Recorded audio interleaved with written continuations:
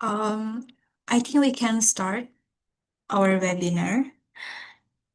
So it is an honor to welcome you all to today's webinar, Resisting Militarism and State Violence, our big homework to freedom and democracy in Southeast Asia.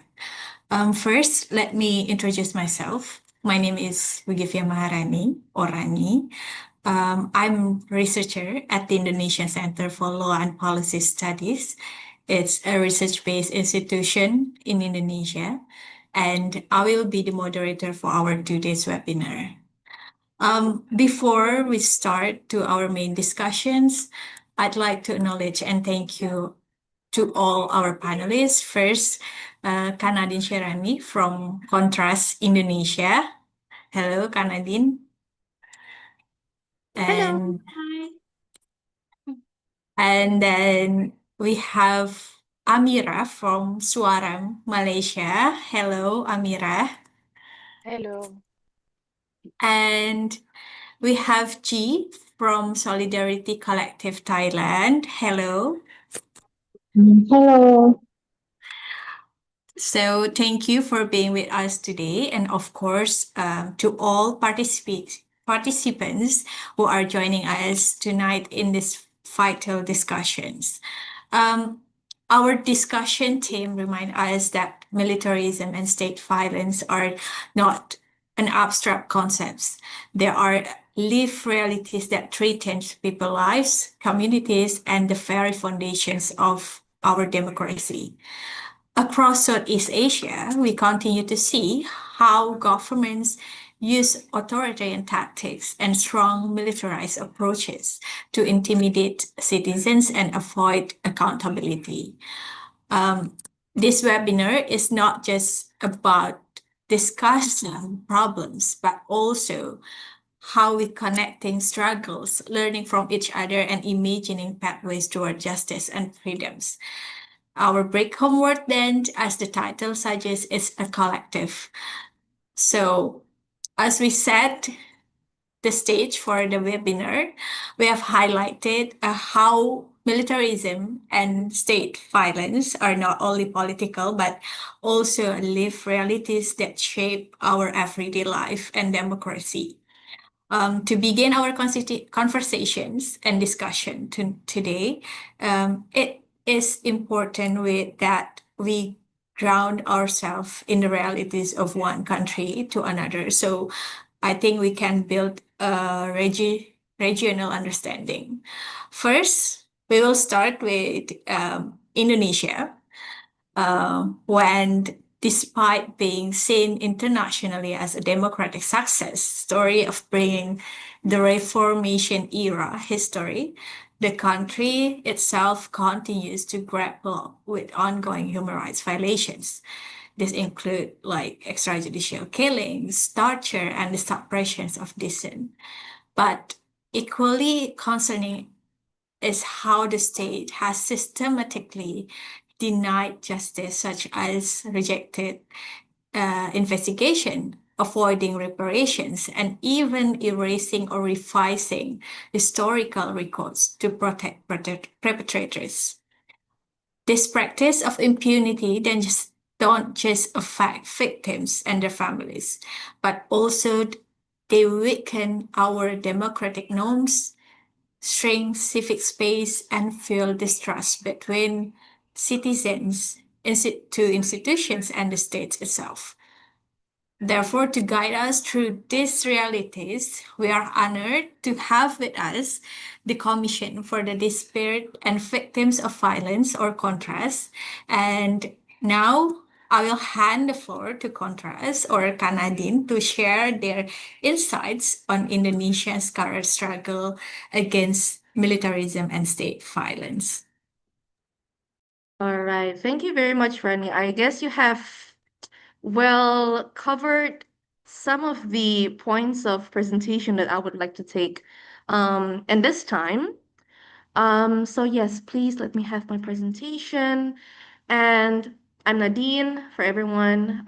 Good evening from Jakarta, and I am the International Advocacy Officer from the Commission for the Disappeared and Victims of Violence, Contras Indonesia. And here I would like to maximize my time, I guess for about 10 to 15 minutes, I hope, to guide us for the current situation in Indonesia at a crossroads. Because Indonesia, we have this falling system of human rights accountability and fulfillment um, in the name of militarism, the normalization of mega projects from our government, and also the current shrinking civic space, although we are now also trying to normalize the terminology of closing civic space. Yes, sure. Next slide, please. So Rani has mentioned earlier that Indonesia has been a great success in terms of telling its story of how the country was once ruled by an authoritarian regime, authoritarian president, and this has set out a historical record where we have gained our Reformation era.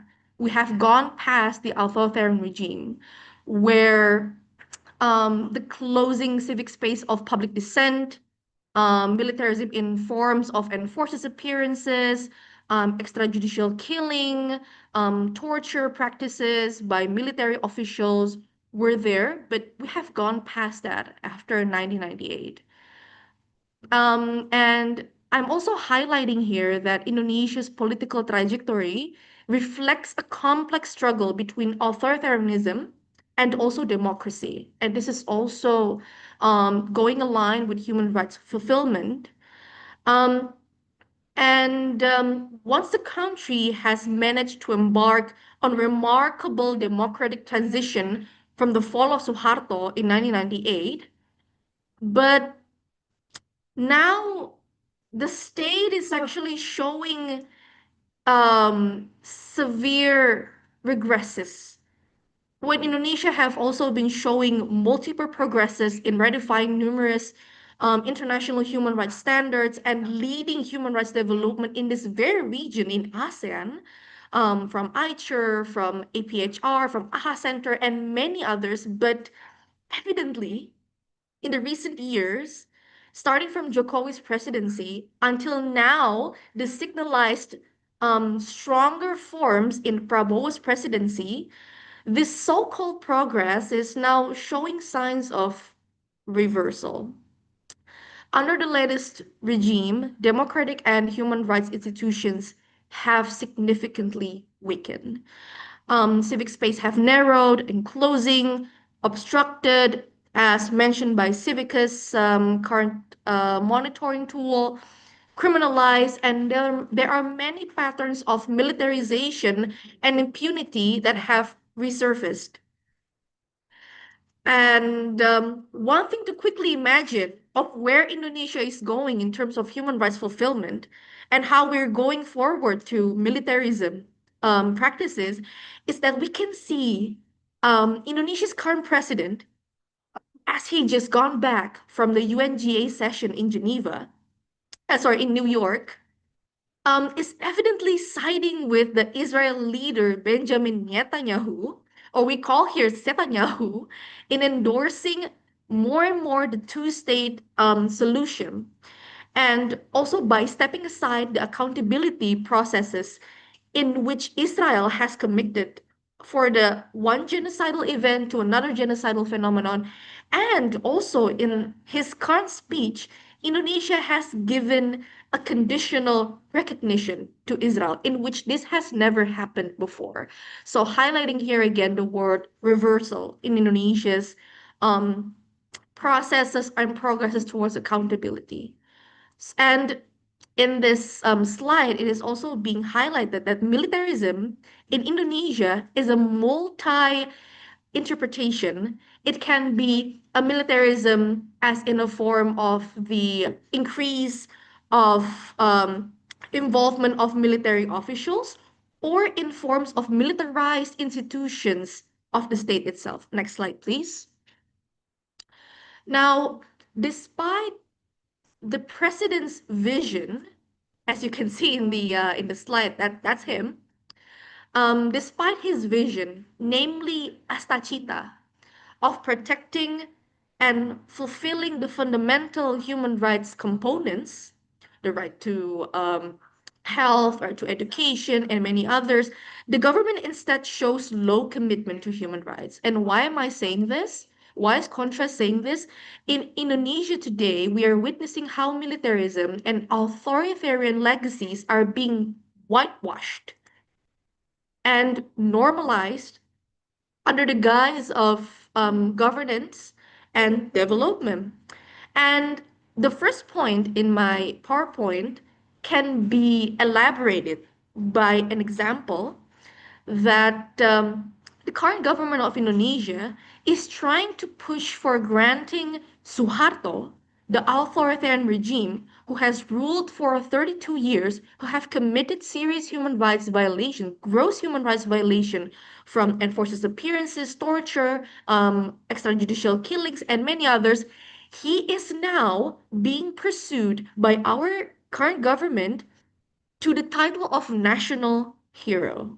So can you imagine this person who have committed a serious number of human rights violations and now is being allowed, now is being motivated to be a national hero? What about what about the accountability towards victims? What about the accountability towards family victims of what has happened during his regime? And the other thing is that this goes along with how the state is currently processing what is called the revision or the rewriting process of Indonesia's history, meaning this will try to erase the number of gross human rights violations happening within the past of Indonesia. So this processes is trying to magically erase or forgot the accountability process that should have been done and should have been fulfilled and guaranteed by the state.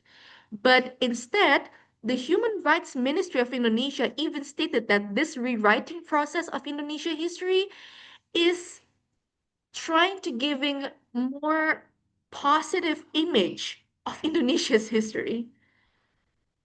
But instead, this effort is actually reflecting an attempt to sanitize the Indonesia's dark human rights record.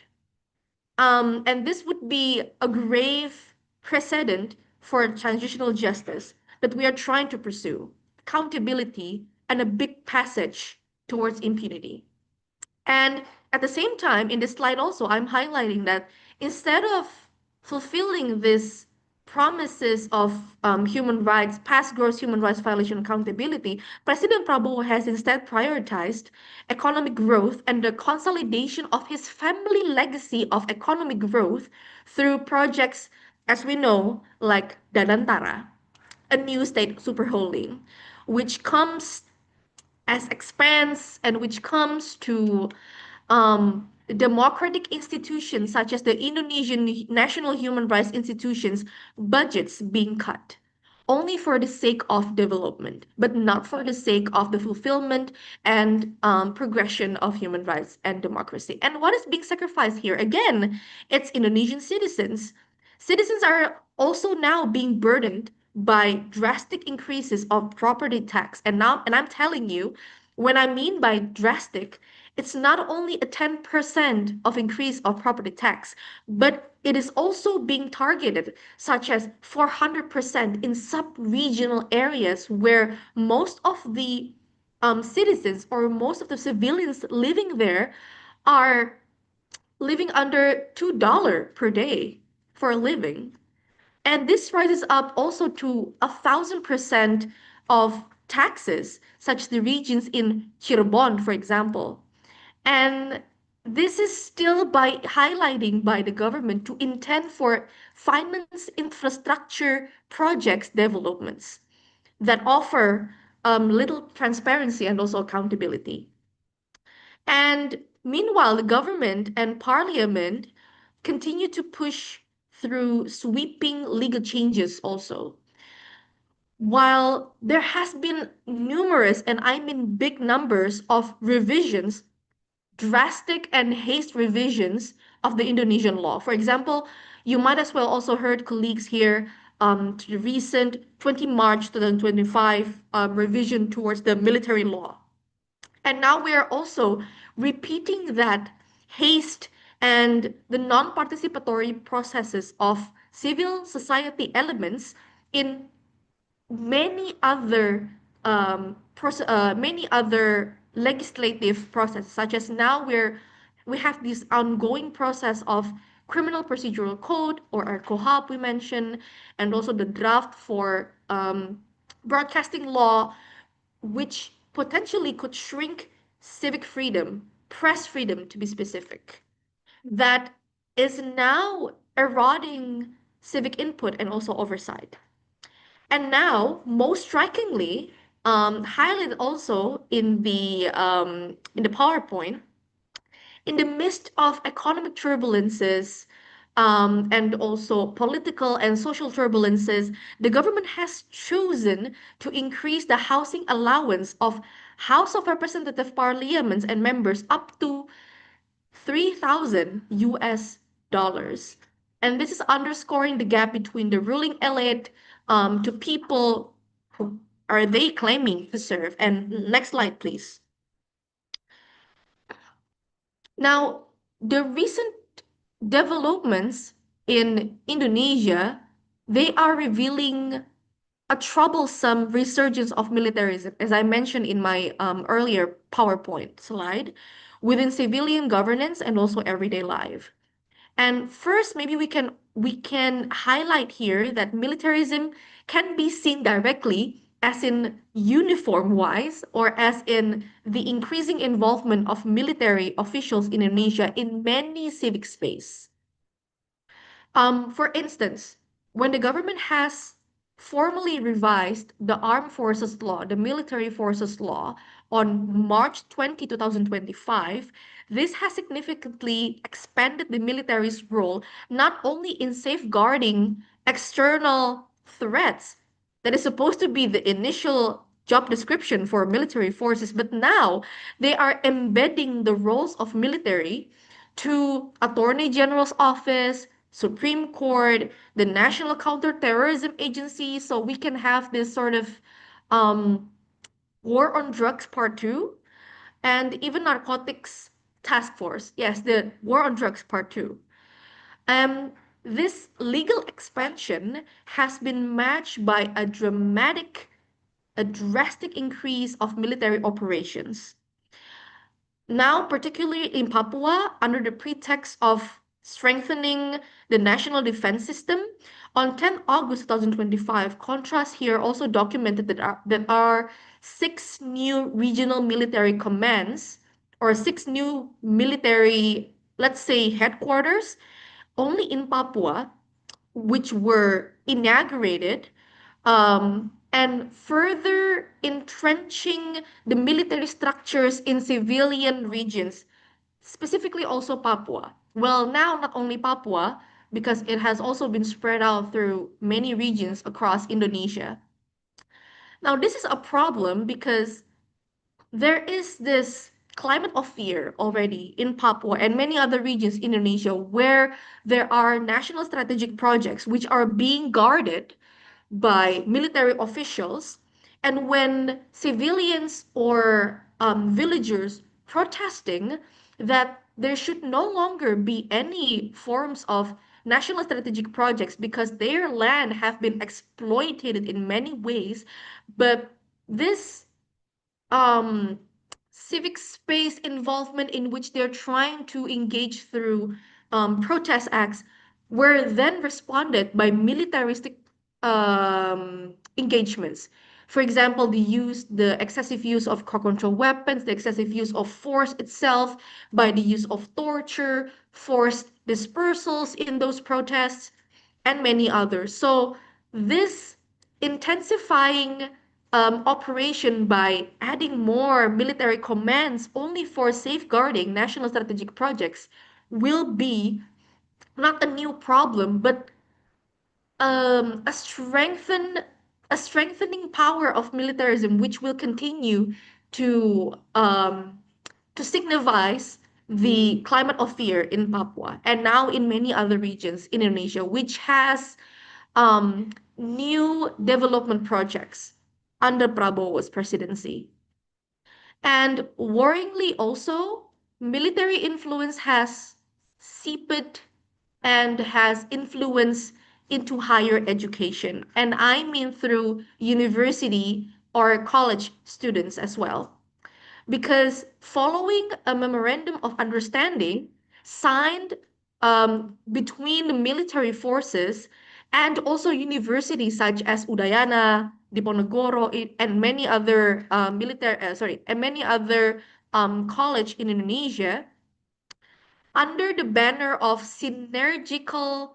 the synergy of education, culture, science, and technology, now universities are allowing armed forces to formalize their presence in universities. So you can imagine that students who are seemingly, we can tell this, that they are also a part of our um, civil society component who are very much focal in today's concerns in Indonesia.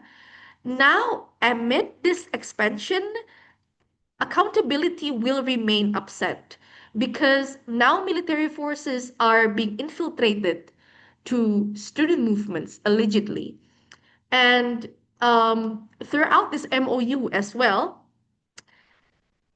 it is going to be, we won't say difficult, but it is going to be increasingly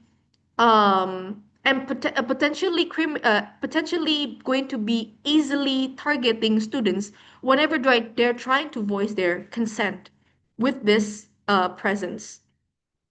And maybe we can go to the next slide, please. I don't think that I have much time left.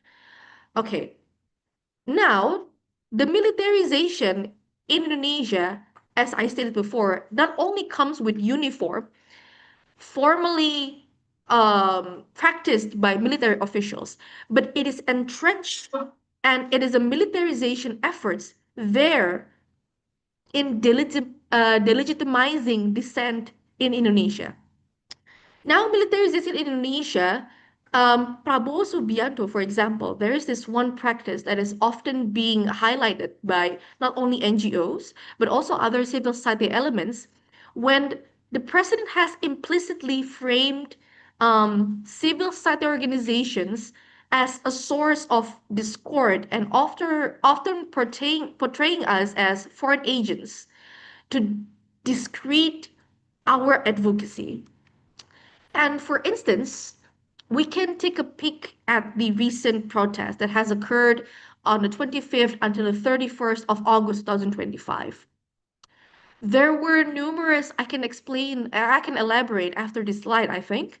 There were numerous acts of excessive use of force by police and also the military in some way. But despite this, and also there were 10 death tolls caused by police and also military forces. And what was actually being highlighted by Prabowo was not promising the accountability of these perpetrators who have tried to silence our dissent.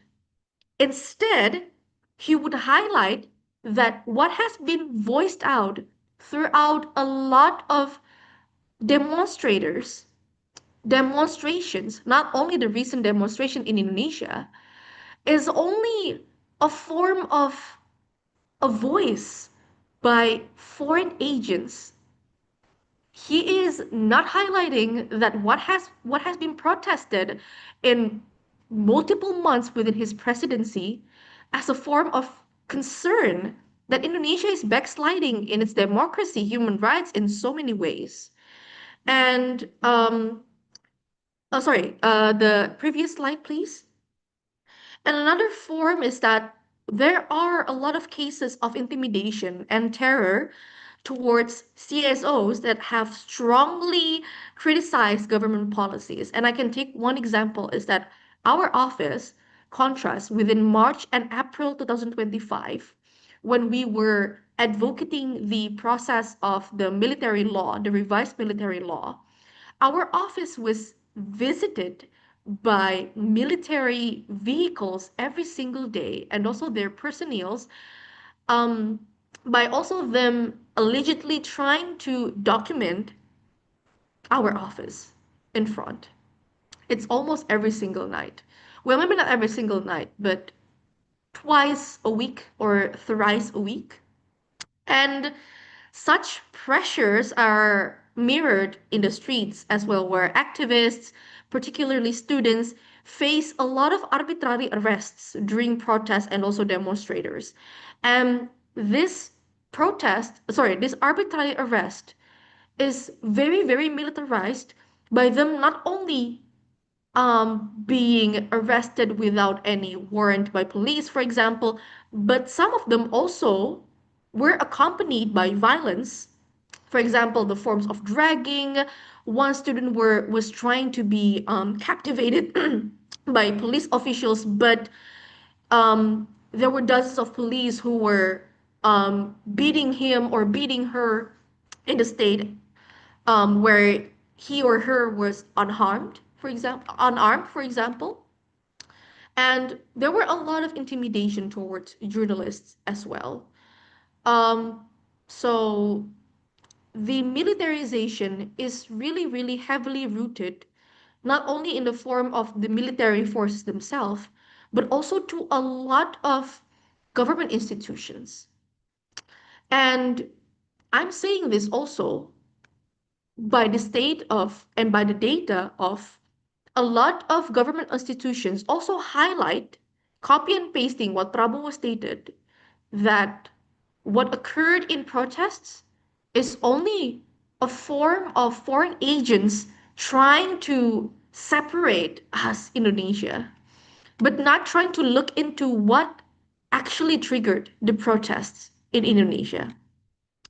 And on the other hand, now Indonesia, our House of Representatives and our government is currently discussing a draft bill on the criminal procedural code that is very, very problematic, not only because it is giving non-participatory processes towards civil society organizations and other elements, but the draft bill is now granting police's extensive, extensive discretionary powers to arrest, detention, seizures without providing adequate safeguards for transparency, accountability, and for the protection of suspects' rights. And this is undermining the works of lawyers, advocates, and many other whenever there will be arbitrary arrests in the future. Next slide, please. I don't think I have much time now. Now, let's take a peek at the recent 25th until 31st. Oh, sorry, the previous one. We will go to that after this. The process that occurred recently, as many other here colleagues heard, it all started actually in Jakarta as the epicentrum of the protest, but then it led to an amount of 18 provinces and 39 sub-districts of protest. The main demands were really, really, really simple, but it has been reflected to many years of protests and many years of requests, demands from a lot of civil society elements.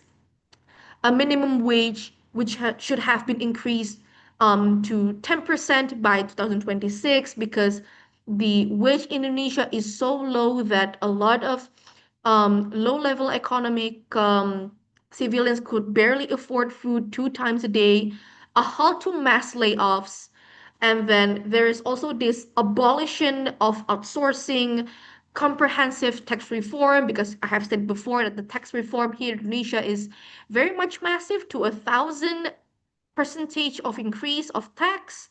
And then there should be an enactment of a new labor law which could civilize, quote unquote, and humanize the labor rights in Indonesia.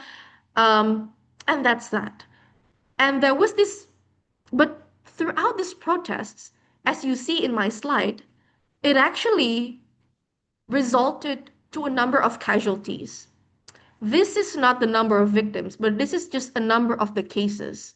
There are 6 cases of live bullet shootings, where in crowd controlling, whenever there are protest acts, live bullets is not allowed to be a part of a tool for a crowd control, since crowd control is supposed to only disperse the mass, not resulting to lives, but instead it did. It resulted to 10 death tolls in this protest. It resulted to also 11 acts of torture, 7 acts of assault, 50 cases of arbitrary arrests, not victims, but cases in Indonesia, 35 cases of forced dispersals, 33 cases of the use of crowd control weapons, and 10 cases of criminalizations. And it is still happening up until this point, where police institutions are now targeting a lot of activists, vocal activists across Indonesia after this protest. There was also this one incident which fueled more fire to the protest, where a death of a motorcycle, sorry, of a taxi motorcycle driver, Afan Kurniawan, where he was in fact also a non-protester. He was ran over by a police tactical vehicle. He was a non-protester, but he was dead by a crowd control tool from the police. And intriguingly, the National Police Commission did state that they did not found any human rights violation to the incident. And so it resulted to 10 deaths, 449 injuries, and more than 3,000 arrests. Next slide, please. And now one of the alarming also issues after the protest, which reverses Indonesia's democracy and human rights fulfillment, is the repeating pattern of enforced disappearances. A systematic pattern of enforced disappearances. In the protest contrast, we have established a missing person complaint post on the 1st of September 2025. And this complaint post serves as a mechanism to receive reports and also to trace individuals suspected to missing to enforce disappearance subjects, and to also document patterns of state violence that constitute serious human rights violation. Now, this data collection um, is reflecting that there are 44 missing persons documented through reports from witnesses or from family of the victims. Um, and now, sadly, we have still 2 persons missing. And in the 20th of 9 September, today, this marks the 1 month of them missing after the protest. And what's also saddening us is that one of them is a non-protester. He was only a bystander in the protest on the 28th of August 2024. But now he is subjected to enforced disappearances. Now we don't know his whereabouts, and there are also alleged um forms of enforced disappearances, because there are also these alleged patterns where police institutions or other unknown actors are using incommunicado approaches as well, where they are detaining these persons in secret detentions. And that is one of the most concerning patterns that can, or that potentially can, reoccur in the future. Why? Because Prabowo, when this atrocity is happening within the protest, he clearly gave a green signal, a green light to police and also military officials to act strict in order to reduce the protests events. And by seeing the minimum impunity and accountability of Indonesia's police and military forces, whenever they are given green light of giving strict measures to protest acts, there will be violence, there will be death tolls, and there will be major injuries. And that is what also very concerning. And now to the last slide, please. Okay, the question is Indonesia now becoming a fascist country? Not only now that I highlighted the amount of missing two persons at the moment, but now there are also a lot of forms of suppressing our voices as vocal individuals or organizations. And this can be seen when the protest occurred last August. The Indonesian Broadcasting Commission actively and formally actively actually, not only informally but formally actively pressured media outlets in forms of letters in order to refrain any sorts of covering scenes of police brutality. So you can imagine that the whitewashing efforts have also began in protest acts at the moment. And sorry, the next slide, please. That will be my last slide. Now, the recurrences of civil militia is also very much concerning because when Prabowo always highlighting that there are foreign agents, whenever there are protests, there will be burning of public facilities. You have to know, colleagues, that it was not caused by the mass protests. It was caused by the resurgence of civil militia to cover or to indulge with the terminology that protests will end in anarchical pattern, when in fact that it was all being set up by civil militia so that there will be this big narrative that there should no longer be protest acts because in the end there will be casualties, there will be burning of public facilities, when in fact they're the ones who are behind this all.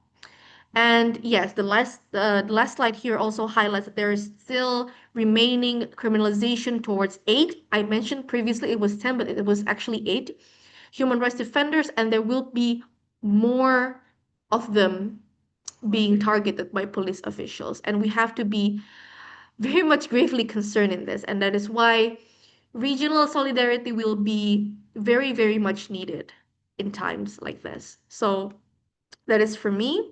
Thank you very much for your presence, and hopefully whatever questions here are trying to be raised by colleagues, I'll be happily be indulged with the discussion. Thank you.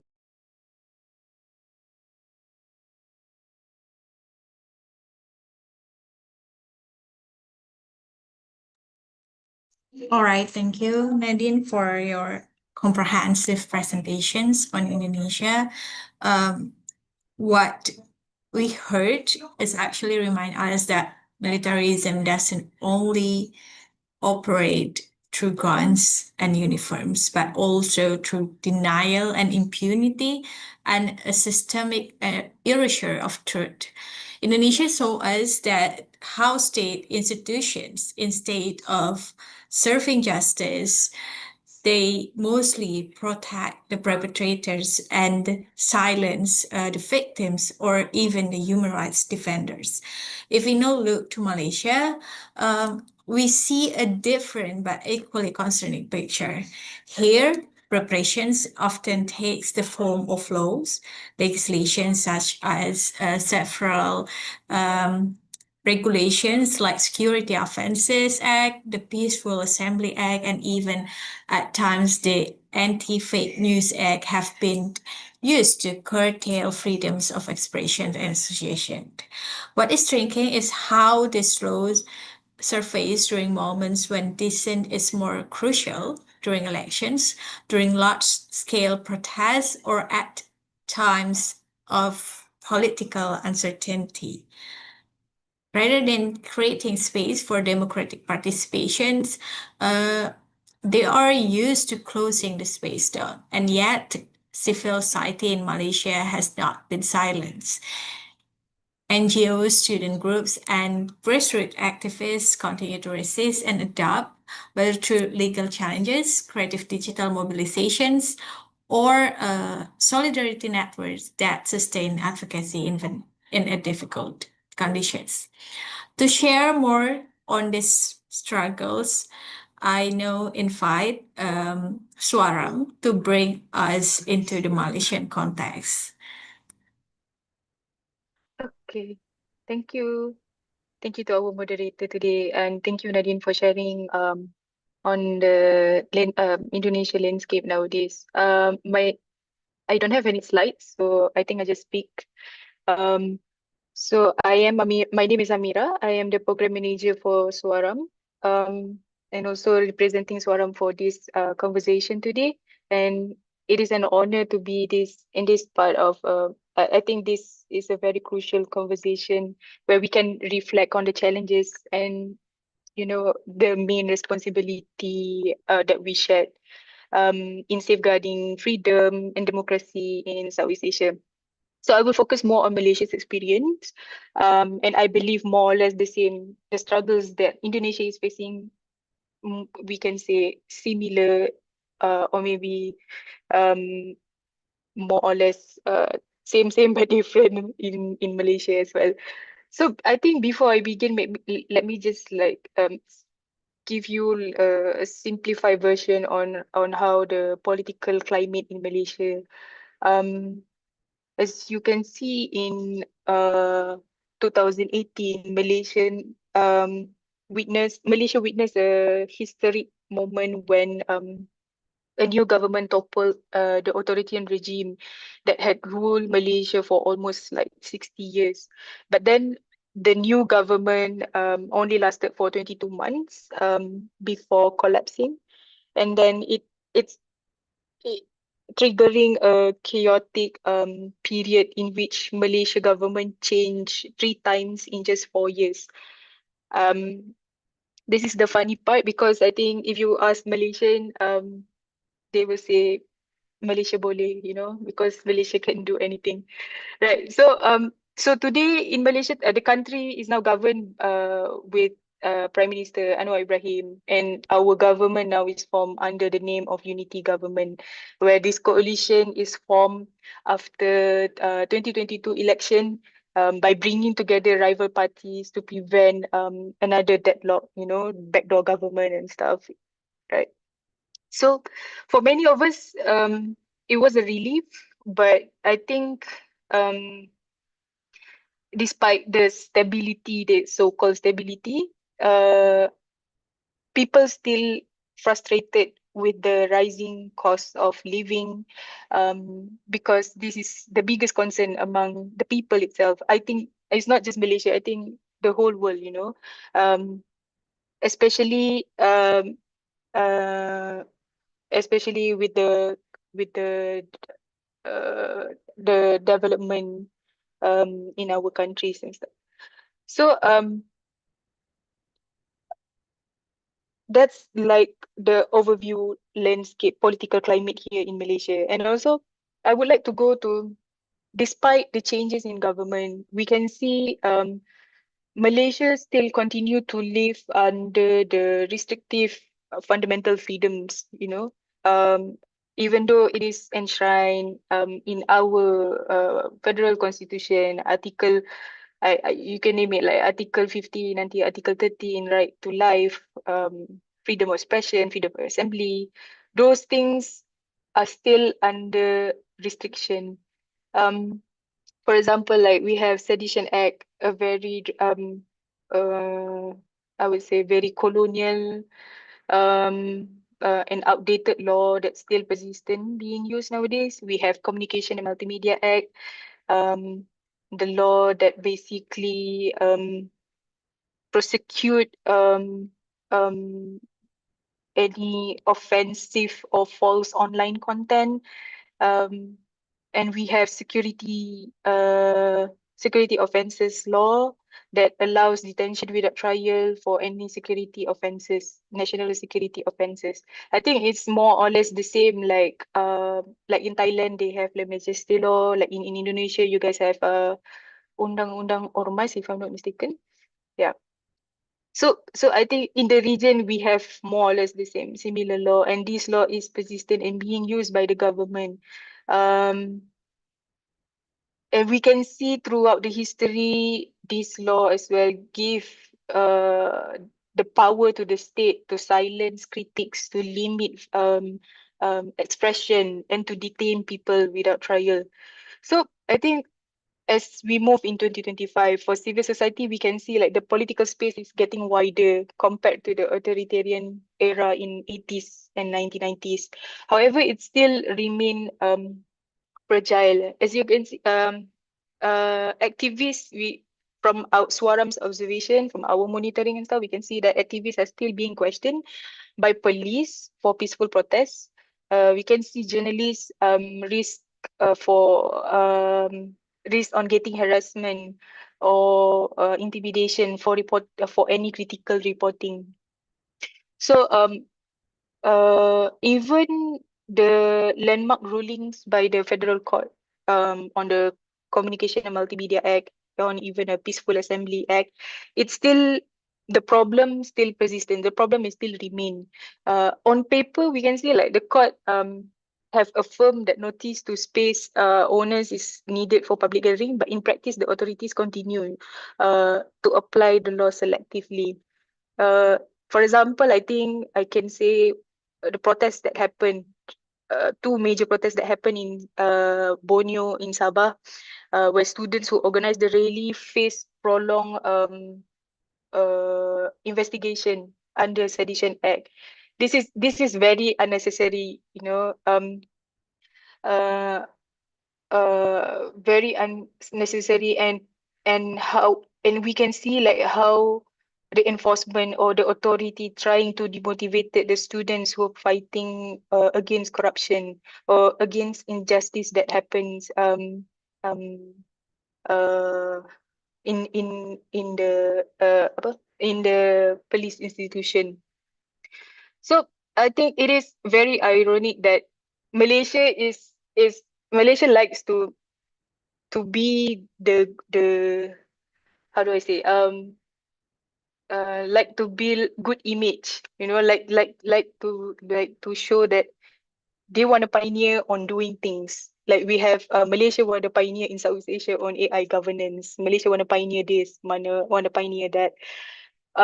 But despite uh we can see and the ambition in advancement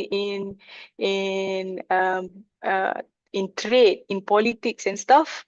I would say our political and human rights development still feel stagnant. It doesn't change much.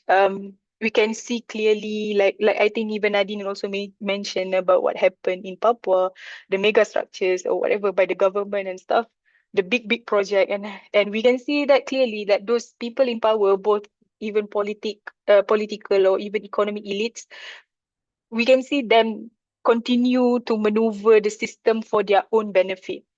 And then we can see the reforms, the new amendment to this law, to that law, often shallow and focus on the short-term economics situation rather than the sustainable well-being for the people itself.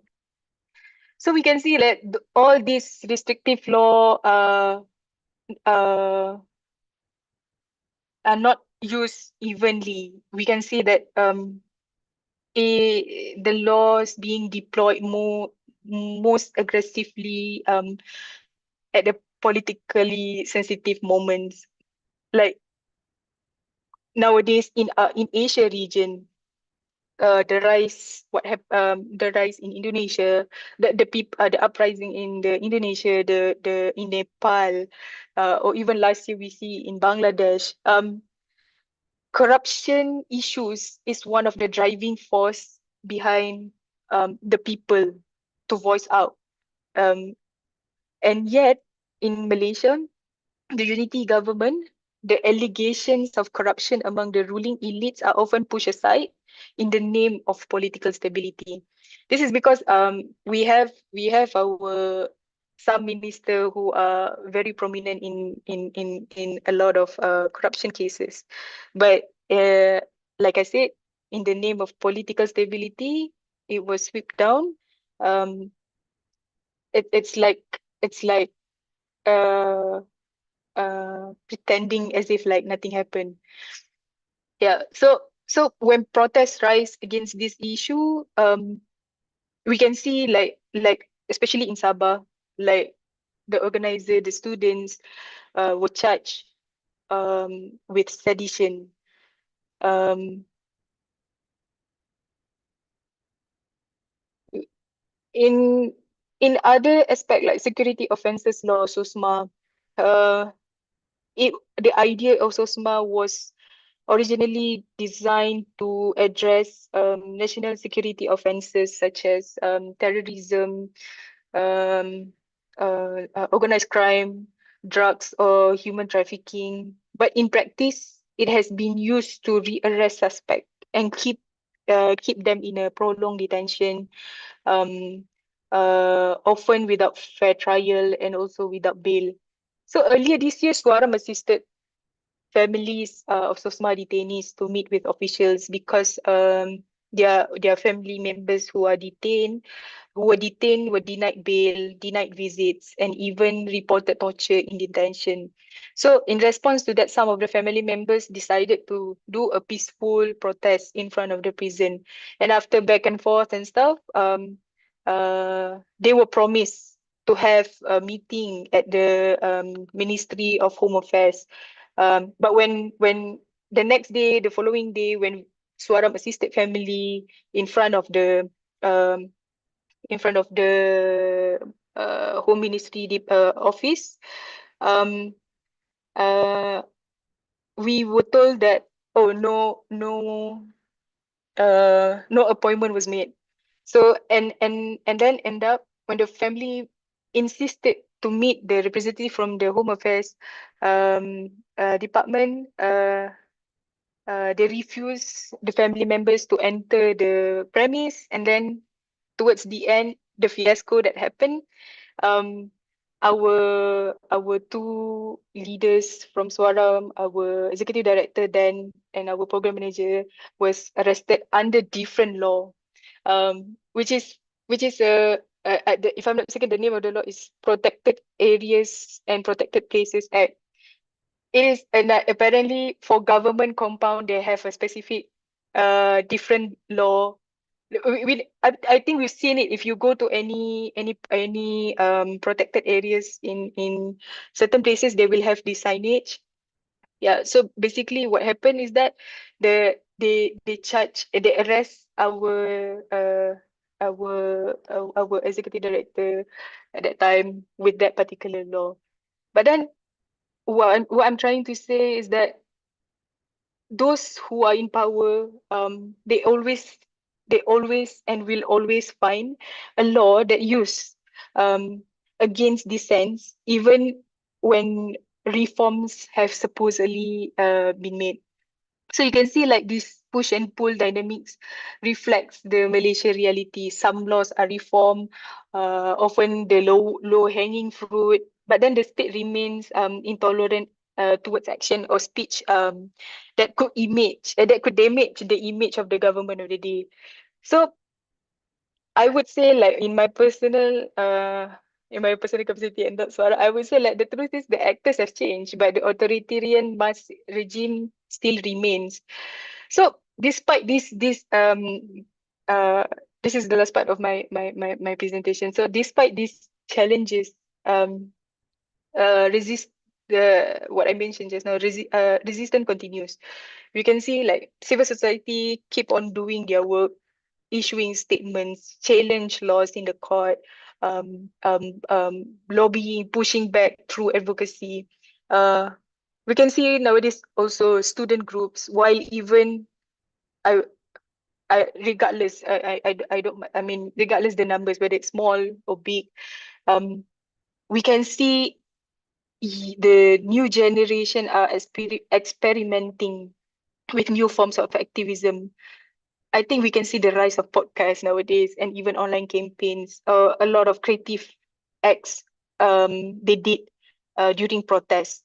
So in Malaysia, earlier this year, during a demonstration on anti-graft demonstration, a group of students staged a symbolic burning political caricature, if to some extent um, caused some escalation and confrontation with the police. Um, and also meanwhile, other groups, other not just youth, or maybe like intellectuals group, reading group, or any maybe even zine community starting to revive more on public forums, podcasts, and even online discussion, and pushing the effort to reopen spaces for critical debate. Of course, all of these creative actions are not without risk, but they show that young people still have the spirit to fight against injustice that happens in our countries nowadays. So, uh, I would say, this is what gives us hope as someone who work in civil society. We can see the resilience and the creativity in this movement. Um, the persistence of young people across the region, across the group, even across Southeast Asia border, with the ongoing struggle. Um, I would say, while those in power try to shrink civic space in um, different different types of law, different types of angle, intimidation, or whatever, we the people, always find a way to expand it again. So I would like to emphasize that the rise of conservatism, neoliberal in the state economy is real. Whether we realize it or not, it has impacted our life, not just us, but especially towards marginalized community at large.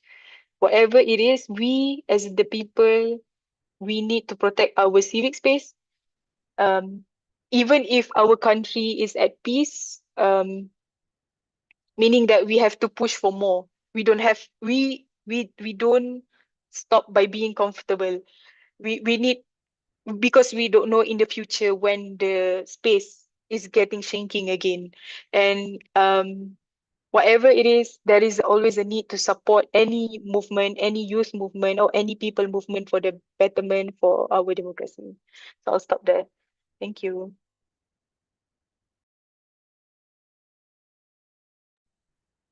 All right.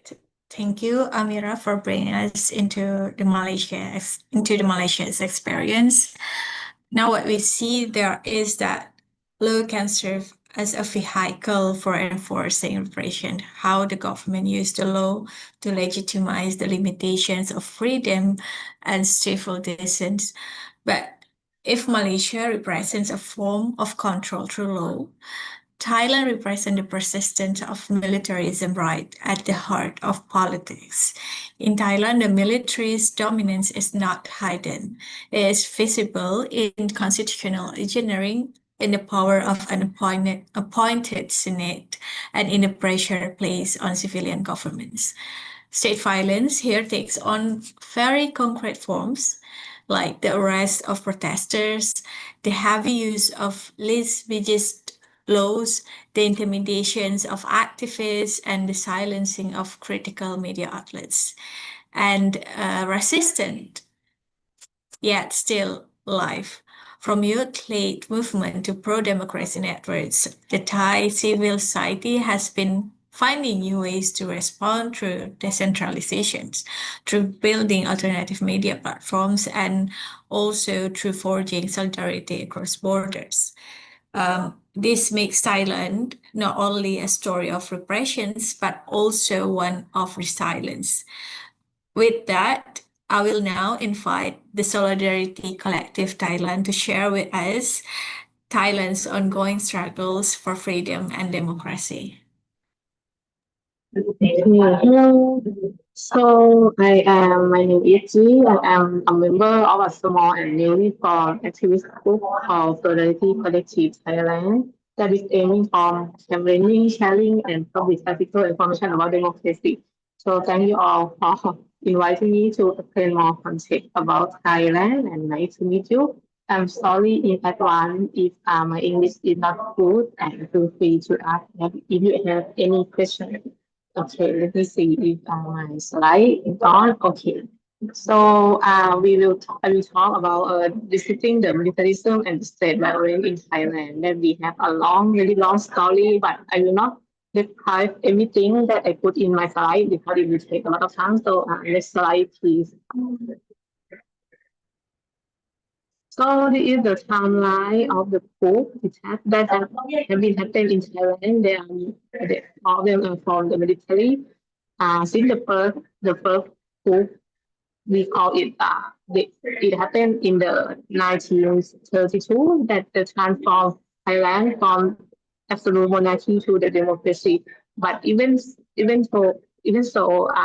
that military in the first coup are opposing the old regime. They laid the very main foundation for the military to be a deep root involvement in all Thai politics. There are numerous coups, as you see in the infographic here. It will military take control and reshape all the mechanism and rewrite the constitution that will affect Thai people on the human right and everyday life of us today. There are a lot of body crackdown on the political process that might literally are directly involved, and most of the time no one ever being held accountable.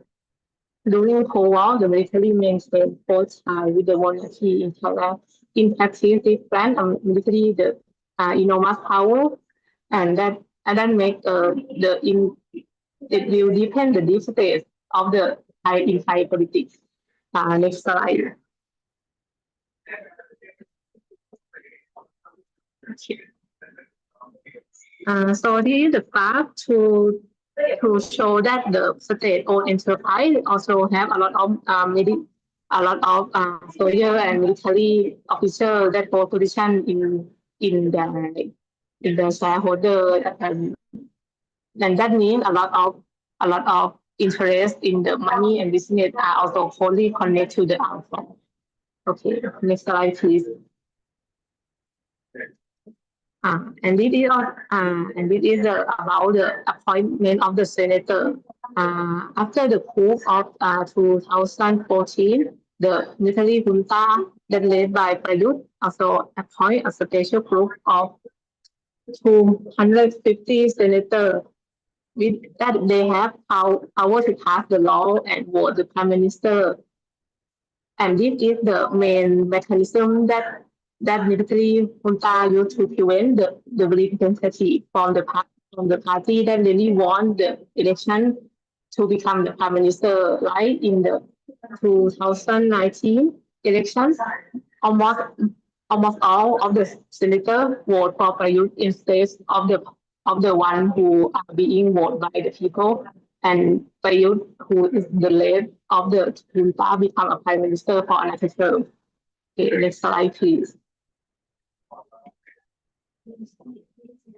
There are a lot of censoring and use the mechanism of the law to overthrow the civilian government through the court.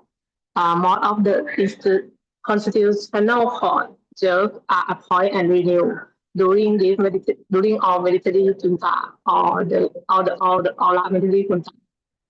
And these judges are not elected by people, and they can dissolving the political party. And it happened many times. National Anti-Corruption Commission and the Election Commission also appointed by junta. Okay, next slide, please. And here is the timeline and the overview of how civil society movement in Thailand are protesting and fighting for the democracy.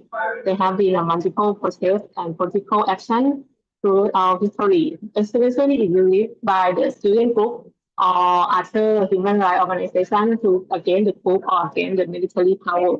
Each time, these movements often being violently suppressed, result in many injuries and deaths. The demand of these people are rarely being responded or addressed. Okay, next slide, please. Our first large protest is around 1973.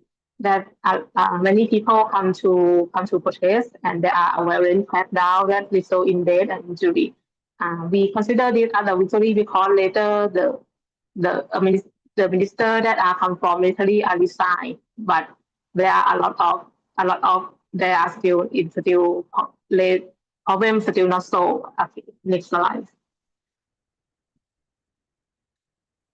3 years later, there are that dictator, military dictator that faced Thailand have come return back, and university students are trying to protest this, but they are falsely accused this as a communist and other reason to justify the violence. So the military, police, and extremist civilians surround the University of Thammasat and committing the torture of sexually abuse and brutally massacring the student.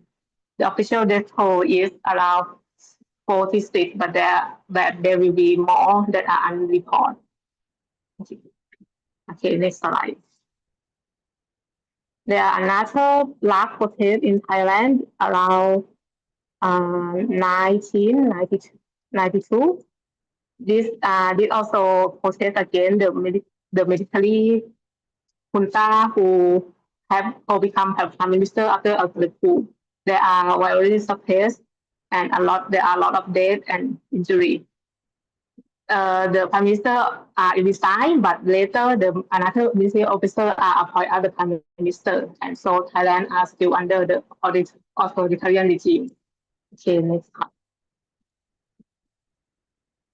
Okay, another incident that I bring here is happened in the southern part of Thailand in the modern day now. So in 2004, there are attacked by massacre on the Narathiwat province in southern part of Thailand. We have a large Muslim Malay population. There are 6 people are accused of being the separatists and were detained in the police station that made the local civilian go to protest at that station. And there are around 1,000 of people participate there. The protest was violently dispersed by the military and the police force, resulting in a lot of death.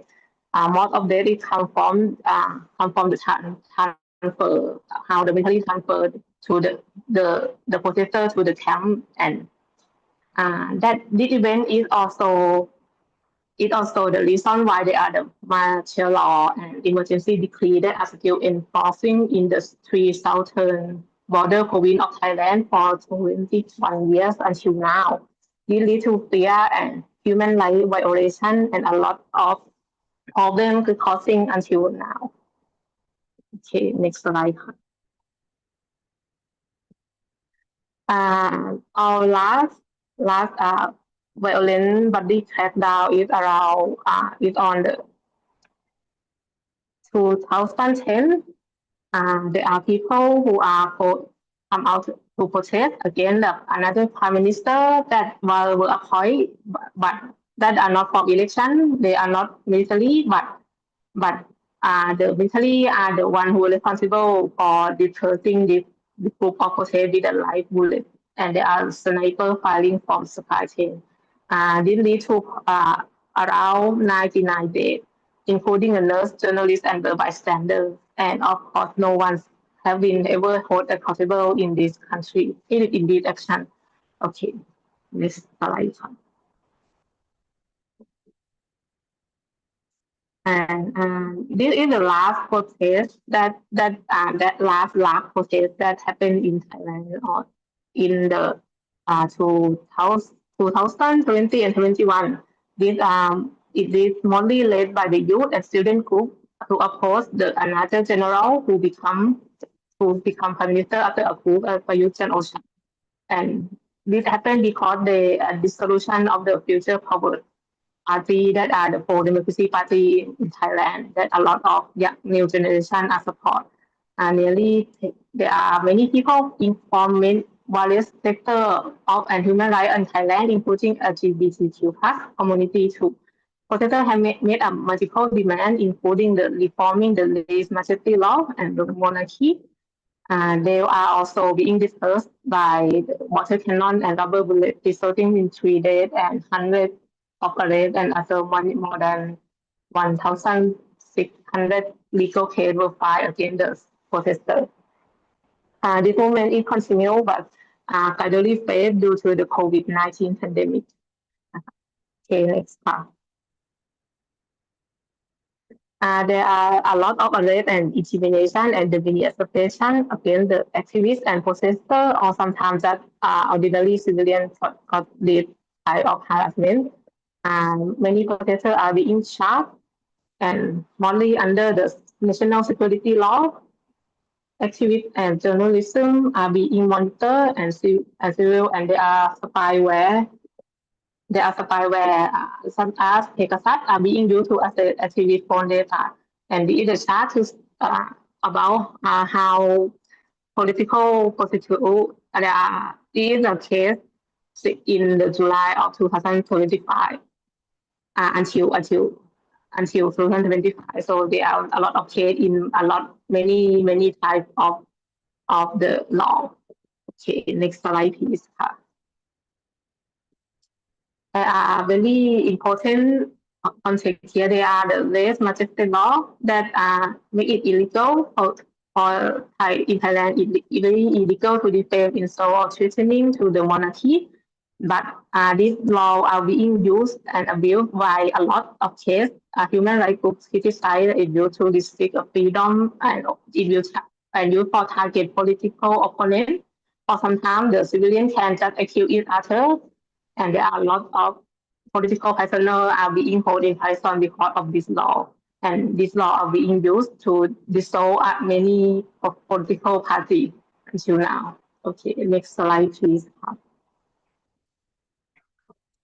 There are information operations that are likely to become from the army itself, because they will use the post or report or the spam about the political perspective to manipulate the social media, and they will hire some influencer to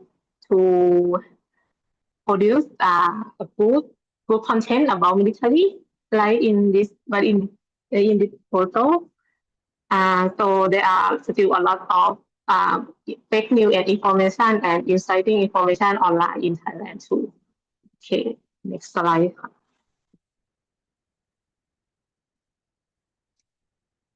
So, and there are some violence happen in the military camp too. These are the five cases of how conscript or the young soldier being subject to physical abuse in the military training camp, resulting in permanent disability and death. These are only 5 that have been recorded and documented. We believe there are more. That many people and political parties try to reform this, but since the conflict happened, this case are being fade away from the focus of the people. Okay, next slide, please. And these are for democracy media in Thailand. That if anyone want to follow and see, you can look it in this media outlet. There are English version of each media too. There are and in the live side is the regional, like the Isan Record, the Lanner and Pitigram and Watani. They are the regional from the east part of the country. If you want to explore in the more specific part and about human rights and other democracy issue. Okay, next slide.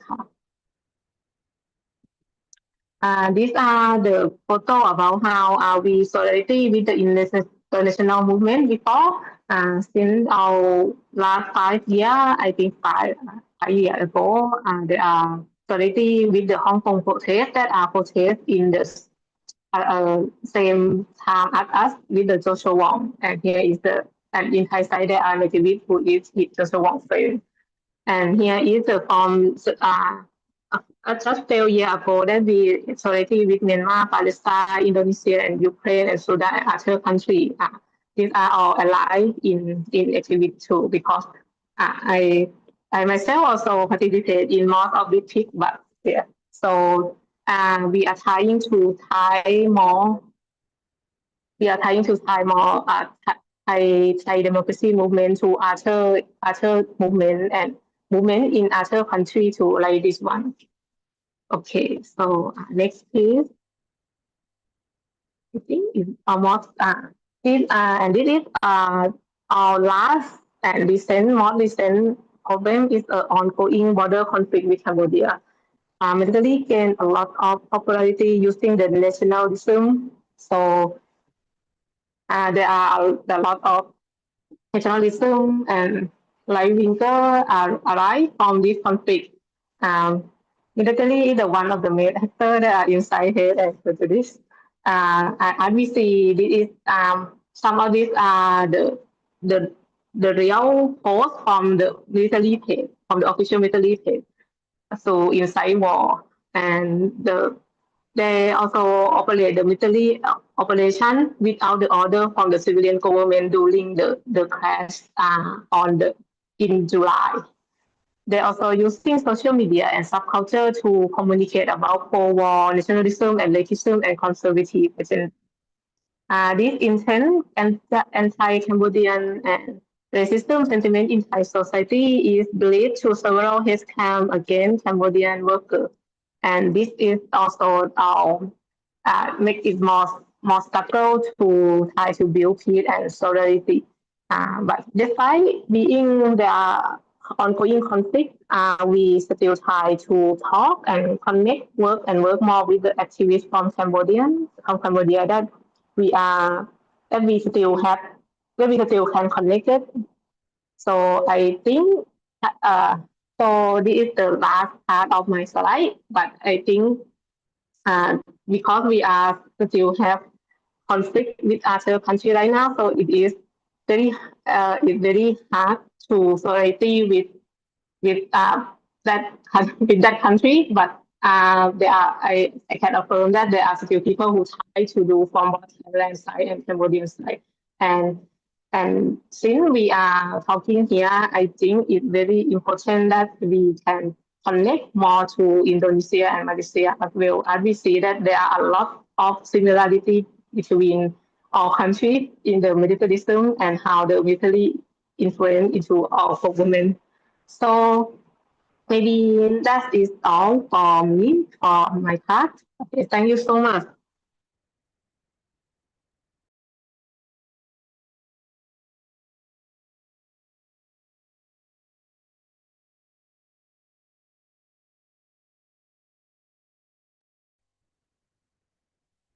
All right. Thank you so much to all our speakers from Contrast, Suara, and Solidarity Collective for those powerful and insightful presentations. We will now open the floor for our dialogue and Q&A sessions. As we begin, I'd like to ask the floor for questions or additional points presented by our speakers. This platform can also be used to share the experience or story beyond the country represented by our speakers. Because our time is very limited, so this Q&A session, I will open floor to 2 or 3 participants, maybe, who would join the Q&A sessions.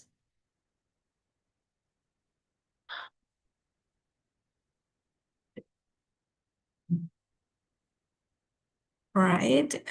Okay. Okay. I think we have when there is no participants who are going to ask questions. Maybe we can discuss more or to elaborate more of our discussions, especially about maybe the relationship between law and the authoritarianism in the regions, as I can see the pattern in every state, Indonesia, Malaysia, and Thailand. The comeback of militarism and the authoritarian regime is through the law changes. One of true law changes. Then how do you see The autocratic regimes in Southeast Asia use legal frameworks to legitimize military dominance and suppress dissent. And if this is the case, how the surface of militarism through the legal changes, can actually the legal reform approach be an effective path to demilitarizations in authoritarian states in Southeast Asian countries? Maybe Nadine, you can explore more. I'll try to be very, very, very quick, and I'll try to be also very brief. One thing that can be highlighted in my previous presentation is the nihilism or the zero participatory um, practices from a lot of civil society elements in a lot of legal frameworks, which should have been facilitated by the House of Parliamentaries. And we can see this from one example.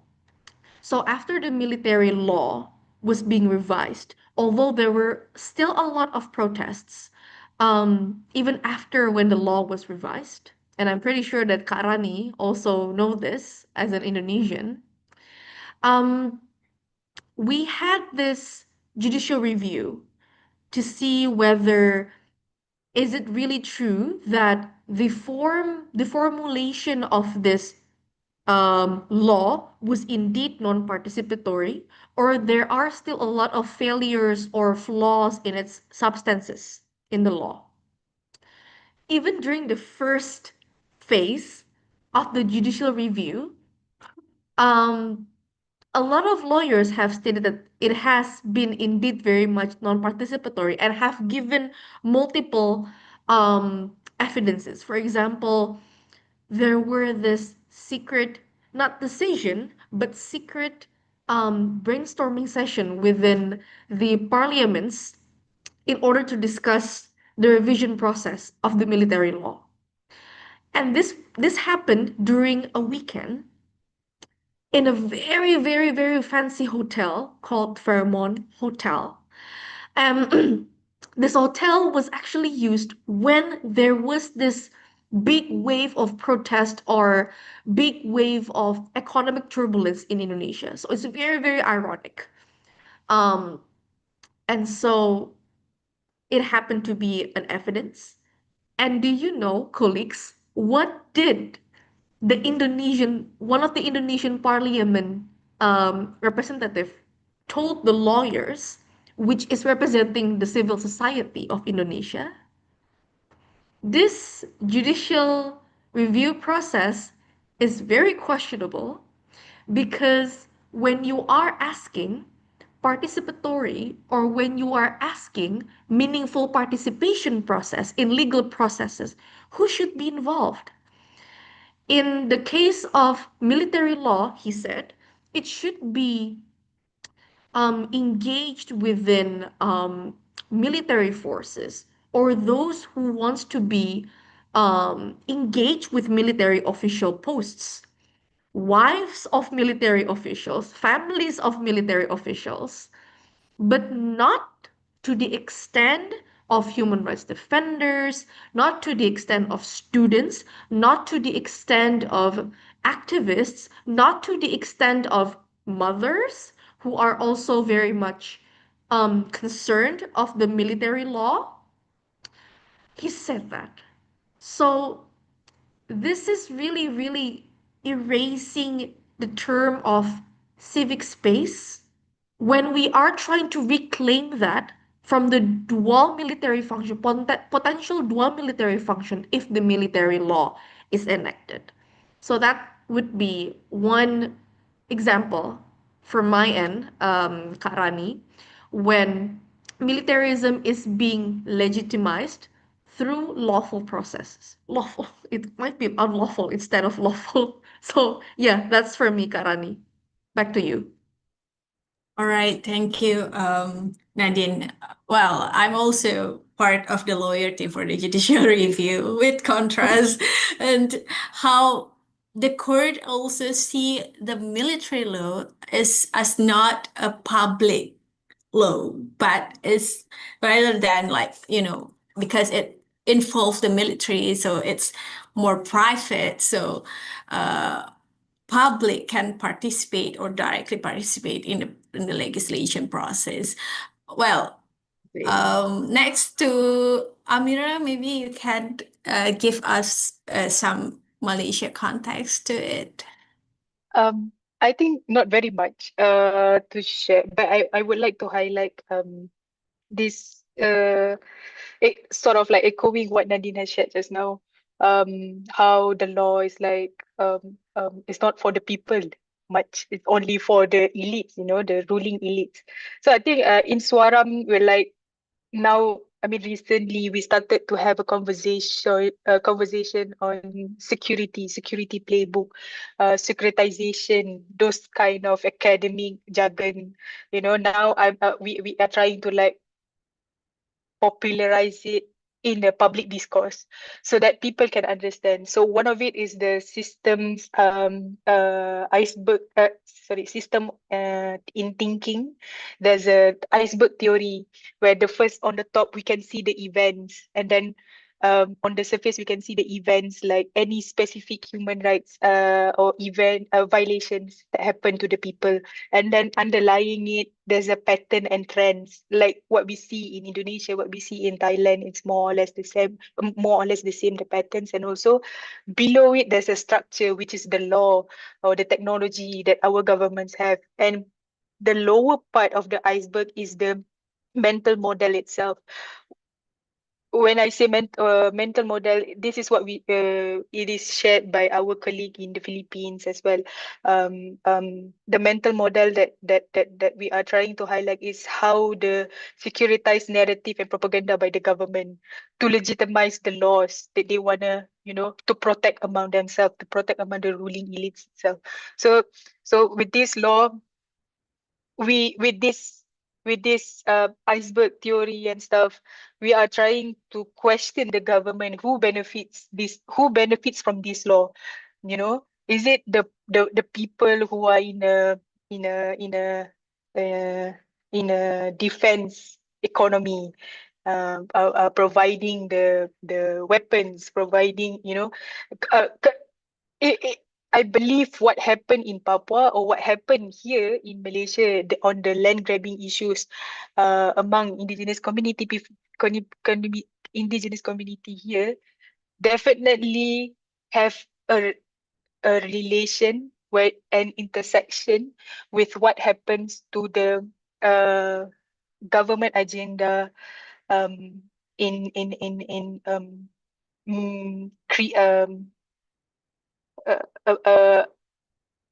reform the laws for their own benefits. Yeah, if I think it's more or less what Nadine has shared. It's just that in Swaram, that's what we are trying to do right now. We are trying to popularize we are trying to questioning the government who will benefit the laws from what they are, who are they, what is the actual threat actually? Yeah. Is it really the organized crime group? Is it really terrorist group? Or are they like protecting their own their own uh family, their own clan, their own I don't know, anyone else. Yeah. So I think it's a good conversation that we have today. So yeah. That is one of the things that I would like to post. All right, thank you, Amira. G, do you have any perspective to input? So I will wait a very short. I think it's really similar in Thailand and Malaysia and Indonesia, so I will not add more many things. But there are some propaganda and there are some media that controlled by the state. And since we have just have the very violent example that they use propaganda to incite the real war that happened at the border to increase their popularity in the more conservative side and anything. So we have a lot of things to campaigning in the activist side. I think actually we are trying to reform and write the constitution that are being rewrite before by the military. So that it's very hard now. I see the situation about democracy in Thailand is not very good, but I see this kind of problem happening in other countries and in your country too. So I think yes, we will still have to work more. We still have to cook more, and I think solidarity will can help in this type of problem too. Because if we can see each other that we have the similar problem, we can make it a joy. We can make people in my country to see what happened in Malaysia or in Indonesia too. And if we can do more, I think that we will be stronger. I still try to optimistic on this. Okay, that's all. Thank you so much. All right. Thank you, G.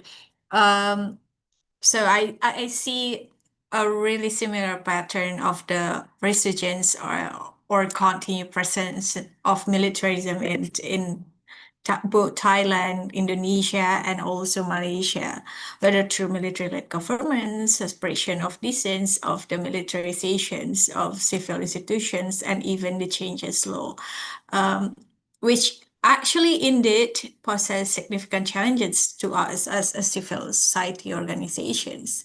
Maybe this is the last question from me, like because of the challenges we face of the militarism in South Asia.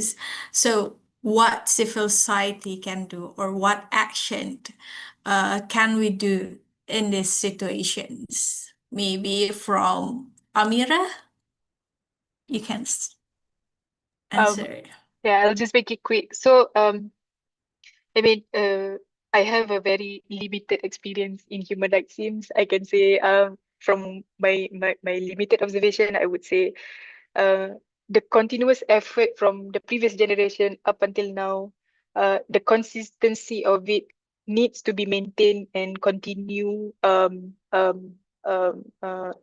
regardless in what phase you are in your life, because I would like to quote, because yesterday we had a lunch farewell among senior members of Swaram, and then we said, the older generation was saying there is no retirement in activism, in being an activist. So we have to continue fighting, and I believe a lot of civil society organization nowadays did a lot of work, and with the change of the government, they do more extensive work, like legal analysis, even strategic litigation, deeper research on the new jargon, like carbon credit, jet energy, just energy transition, or even or anything related to human rights violations. And also how capitalists nowadays like to use the term greenwashing to justifying on doing a lot of things. So the burden on us in civil society also increase, but the consistency to continue fighting needs to be done. We don't have to strictly discredit any youth group that wanna fight together. We should encourage more, open up more public discourse. Especially, I believe in public discourse, regardless in any platform, regardless in any language, is fine. The idea is that the consistency part itself. So by that, I believe that changes cannot happen in one day. It can always cultivate. If it's not during our time, it will definitely in our future kids. Yeah, that's it for me.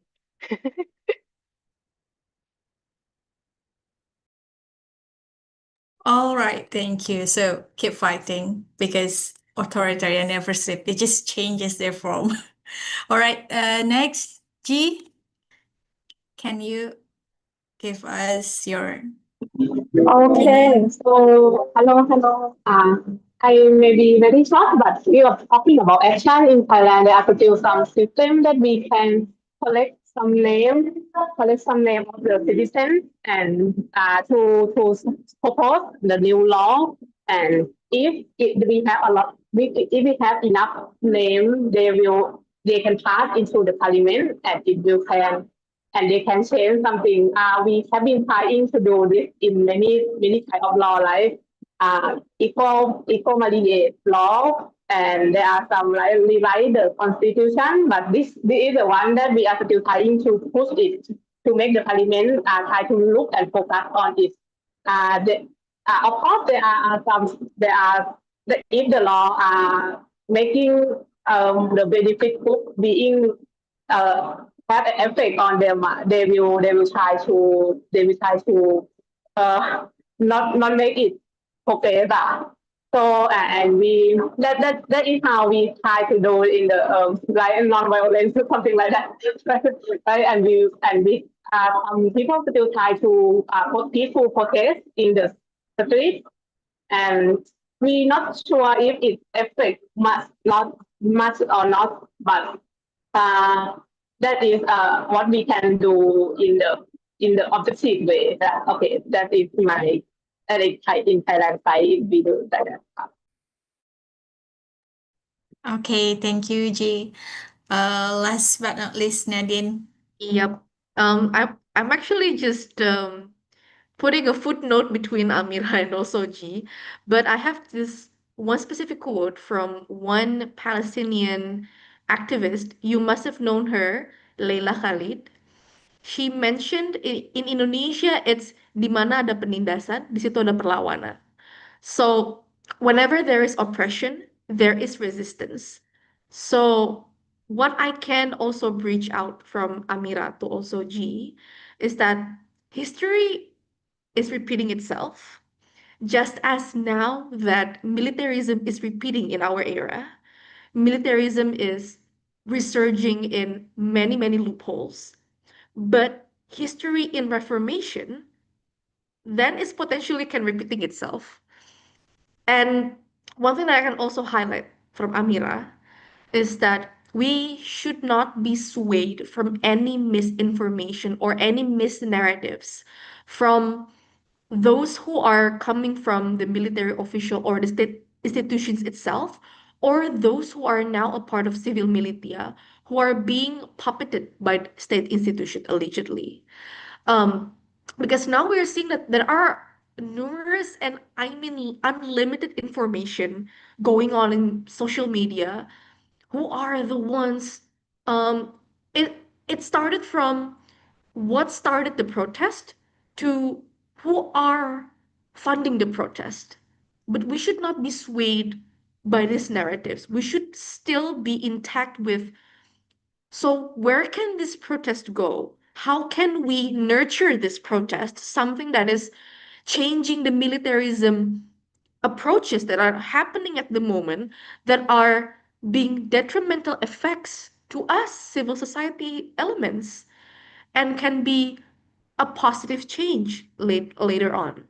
So yeah, that's first. Whenever there are violences, whenever there are potential threats, oppression, there should always be resistance, and that history can repeat itself, and we should not be swayed by any misinformation at this unlimited time of information. So that's from my end.